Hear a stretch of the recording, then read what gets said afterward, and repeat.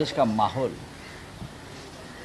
जानबूझकर राजनीतिक फायदे के लिए, चुनाव की राजनीति के लिए, चुनाव जीतने के लिए जिस तरह से आप खराब करने जा रहे हो, मुझे लगता है देश के लिए ठीक नहीं। कल भी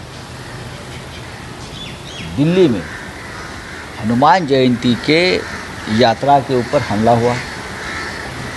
इससे पहले कभी नहीं हुआ था। रामनवमी और हनुमान जयंती बहुत ही शांतिपूर्ण तरीके से ये उत्सव मनाए जाते थे, लेकिन अभी इस बार जुलूस निकालना है, हम निकाल रहे हैं।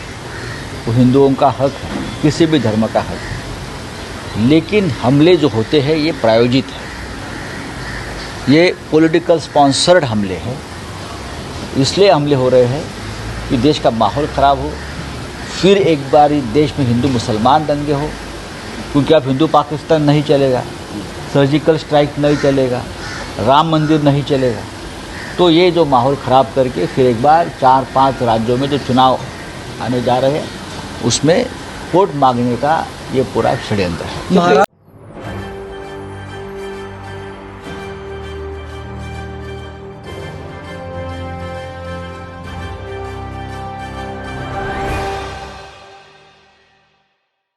नमस्कार, मैं हूं राहुल शर्मा। आप देख रहे हैं एसपी9 न्यूज। स्वागत है आप सभी का आज की बड़ी खबर में। बड़ी खबर की शुरुआत संजय राउत से। जी हां, दिल्ली के जहांगीरपुरी में हुए दंगे पर संजय राउत का बयान सामने आ गया है। संजय राउत ने क्या कुछ कहा है दिल्ली के जहांगीरपुरी मामले को लेकर और किस पार्टी पर निशाना साध रहे, ध्यान से एक रिपोर्ट हम आपको दिखाएंगे, उसको जरूर सुनिएगा। यहां पर संजय राउत ने सीधे तौर पर बीजेपी को घेर दिया है। उन्होंने कहा कि ऐसा पहली बार है कि देश में हनुमान जयंती के मौके पर, देश में कई त्योहारों के मौके पर इस तरह हिंसा पनप रही है। सीधे तौर पर उन्होंने कहा कि ये तैयारी बीजेपी की है 2024 के लिए, और बीजेपी कहीं ना कहीं हिंदू मुसलमान की राजनीति करके चुनाव जीतने की कोशिश कर रही है। क्या कुछ कह रहे हैं संजय राउत, ध्यान से सुनिए। देश का माहौल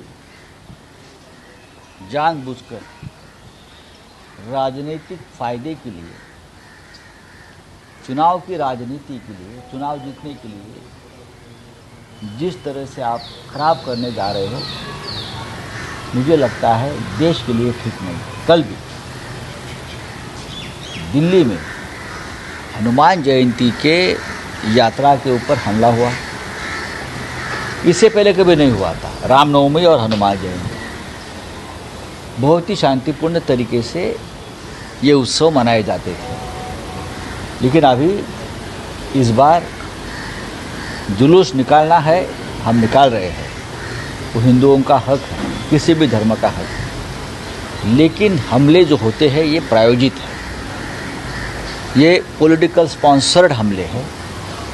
इसलिए हमले हो रहे हैं कि देश का माहौल ख़राब हो, फिर एक बार देश में हिंदू मुसलमान दंगे हो, क्योंकि अब हिंदू पाकिस्तान नहीं चलेगा, सर्जिकल स्ट्राइक नहीं चलेगा, राम मंदिर नहीं चलेगा।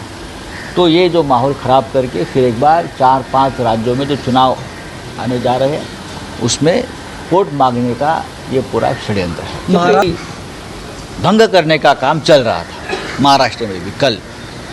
महाराष्ट्र में भी कल शांति भंग करने की पूरी कोशिश हो गई, मुंबई से लेकर महाराष्ट्र में जगह जगह पर। लेकिन यहाँ की जनता और यहाँ की पुलिस बहुत संयमी और बहुत ही मजबूत है, तो हमने ये नहीं होने दिया है और आगे भी नहीं होने दिया।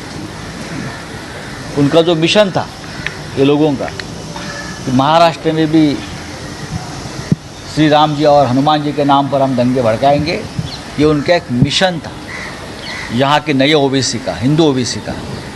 तो 13 पॉलिटिकल तो ये हम नहीं होने दिया है। इसीलिए जो माहौल बिगड़ रहा है, इसलिए देश के 13 प्रमुख पॉलिटिकल पार्टियों ने एक चिंता व्यक्त की है कि देश के प्रधानमंत्री चुप क्यों है। अगर 10 राज्यों में रामनवमी के ऊपर दंगा होता है तो प्रधानमंत्री, हमारे जो प्रिय प्रधानमंत्री जी है, उसने आकर लोगों को एक आह्वान करना चाहिए, कम्युनल हार्मनी के बारे में बोलना चाहिए, राष्ट्रीय एकता के बारे में बोलना चाहिए। क्या प्रधानमंत्री का इस सभी मूक दर्शक बनकर ये सभी माहौल को समर्थन है? अगर नहीं है तो आपको सामने आकर मन की बात। तो देखा आपने हमारी खास रिपोर्ट, जिसमें संजय राउत ने खुलकर न सिर्फ बीजेपी पर निशाना साधा, बल्कि उन्होंने ये भी कहा है कि आज नफरत की राजनीति फैलाने का काम केवल एक ही पार्टी कर रही है और वो सब जानते हैं।